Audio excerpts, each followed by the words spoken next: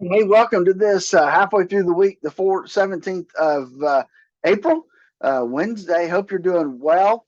And the market's still having a hard time ending up in the red, in the green. We'll see today.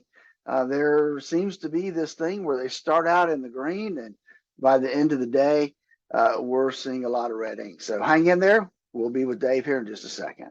If you're afraid inflation's eating up your retirement funds, well, we're here to help a little bit with that, telling you where things are going and what's happening on Wall Street every morning about this time. On the telephone, got Phillip Statler from Statler Financial Services in downtown Sebring. Phillip, good morning. How are you today?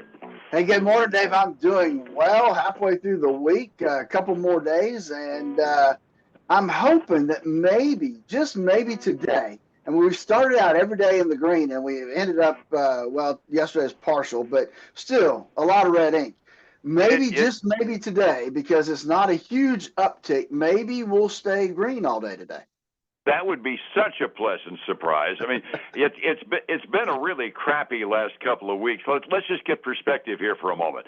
Okay, yeah, the Dow has lost more than 2,000 points, and only 2 or 3 years ago, we'd call that a full-blown correction. Today, we're nowhere near correction territory because we started out well over 39,000 when we started the sell-off, and we start the morning out after the Dow got a little bit of a gain yesterday, 37,799, and the Dow gained 63 yesterday. Other two indexes were just kind of modest changes. The S&P was down 10.5, NASDAQ was down 19.75. Do I have the Russell as having actually gained a little bit yesterday, or do I have old data here? No, the Russell was actually down almost 0.5% yesterday. Okay, I was going to say I couldn't. Looking at my chart here, I didn't notice whether it was full month or whether or not it was to the day, but. It was basically we ended up settling down and kind of stemmed the bleeding a little bit anyway yesterday. So there's a possibility this morning, especially if they're not into party time and giving us 200-point increases to make us optimistic on the futures, right? Well, that's right. I'm looking at the VIX this morning and comparing it to about a week and a half ago, where it was running about 1450, and it's up to almost 18 now. So that's almost a 15% increase in the VIX? Yep. And that fear and greed index that I quote all the time has now gone to the low end of neutral now.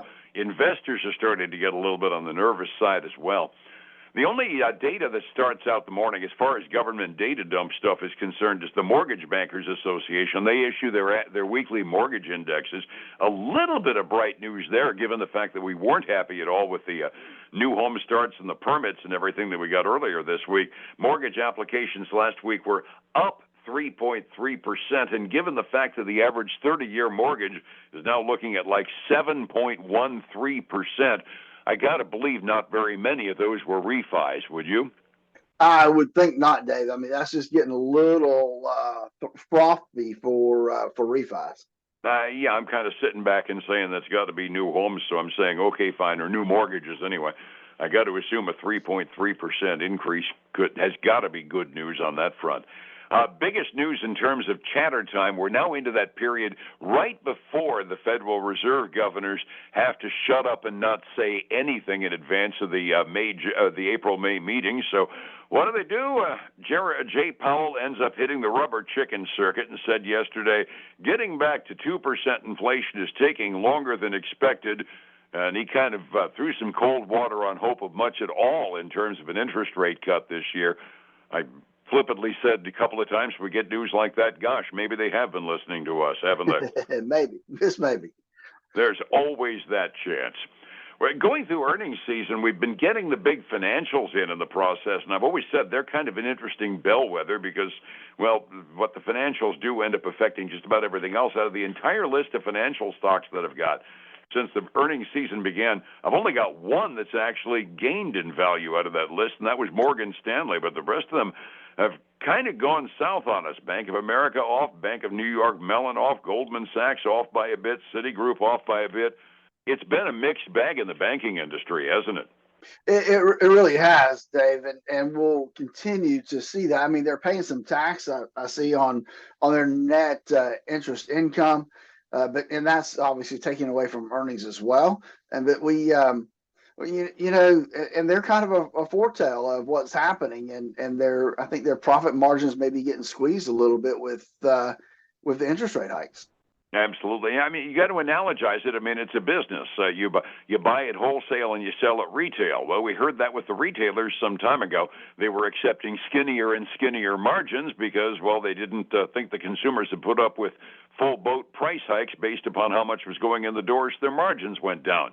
Well, banks are now buying at wholesale at higher interest rates than they had before. So that means they're selling at retail at skinnier margins than they were before, and we saw it in their reports, right? Well, that's right. The higher those interest rates get, the less customers you have. Absolutely. It goes down the line. Earnings season continues, and we're starting to get into some other, maybe not bellwether stocks, but at the very least, some household names are coming out. United Airlines had a report this morning, and I gather they did better than expected, huh? Well, they did well. They only lost. I hate it when they say they did better than expected. They only lost 15 cents a share versus 57 cents that was expected. Now, revenue was a little bit higher than was originally expected as well. Now, they did kind of reiterate that their earnings for the year should be still between that $9 and $11 a share for the year. They're expecting this quarter they're in now to make somewhere between 3.75 and 4.25 on earnings. They did slash some orders from Boeing, and they continue to expect some delays on what they are keeping. So that's but it does have United actually trading up 6.5% this morning.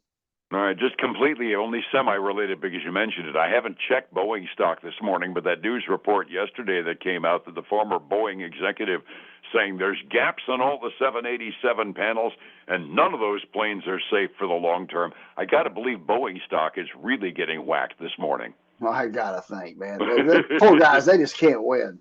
Oh, yeah. And then United Airlines canceling or delaying orders. Yeah, I wouldn't want to be a Boeing shareholder today. Hey, when it comes to transportation, we're talking about United Airlines, but on the ground, we've got J.B. Hunt Transportation Services, the trucking firm, and their earnings and revenue both missed for this last quarter. J.B. Hunt said demand was flat and weaker than expected here domestically, and their shares were tanking this morning, down 8%. Given the instability on the energy markets, that seeing a potential of an unstable expense factor and then their orders go down, that's not a good combination at all, is it? No, it's really not. Demand goes down, well, you don't have as much to truck around either. So on the insurance side, we have Travelers reported, and another one they missed for the quarter on both earnings and revenue. Their earnings came in at $4.69 a share versus $4.90 that was expected, on about $10.2 billion versus $10.5 that was expected. I got to tell you, I was looking at my insurance bill the other day, Dave. My insurance went up 20%. I mean, I don't see how folks are affording. That's automobile insurance. It's just crazy what inflation has done in the insurance world. But, absolutely. My homeowner's policy was up by 25%. I was relieved that my auto insurance actually stayed stable for a change because it was up like 25% last year. Man, that's just crazy. But that's got Travelers trading down about 5.75% today. You just have no merry sunshine today. No, it's really tough today to find some good news. And I think I'm just looking to scan to see if there's anything else I have. I don't really have anything else. That's it. I think that's all I've got on the earnings front, Dave.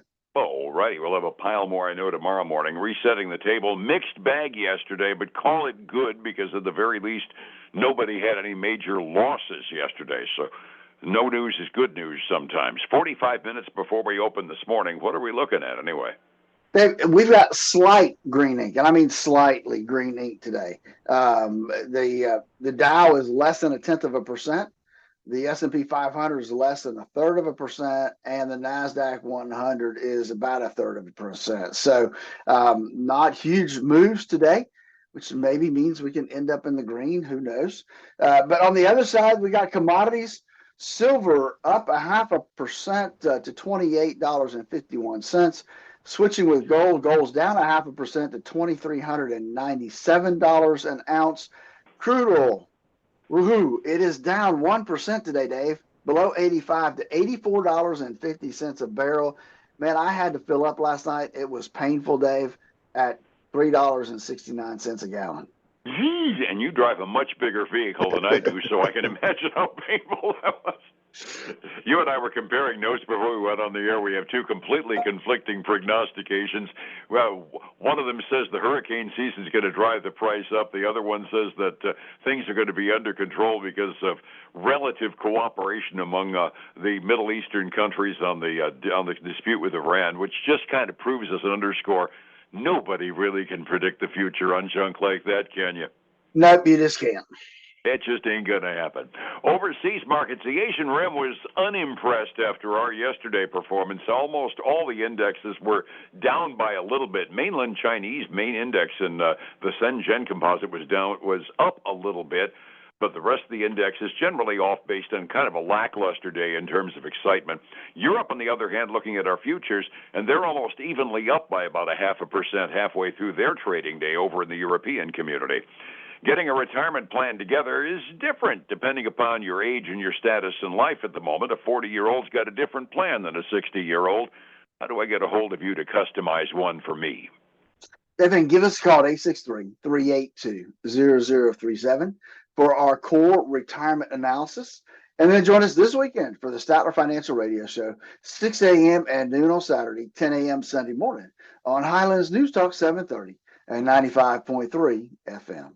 And back here again tomorrow morning with an up-to-minute look as to what's going on Wall Street here on Light. Thank you very much, sir. I will see you then, all right? I mean, you have a great day. Appreciate you. It's 105.7 Light FM and Statler Financial Services, Phillip Statler. Hey, folks, again, I want to thank you for joining me today. Have a great day. Join me again tomorrow. Take care. Bye now.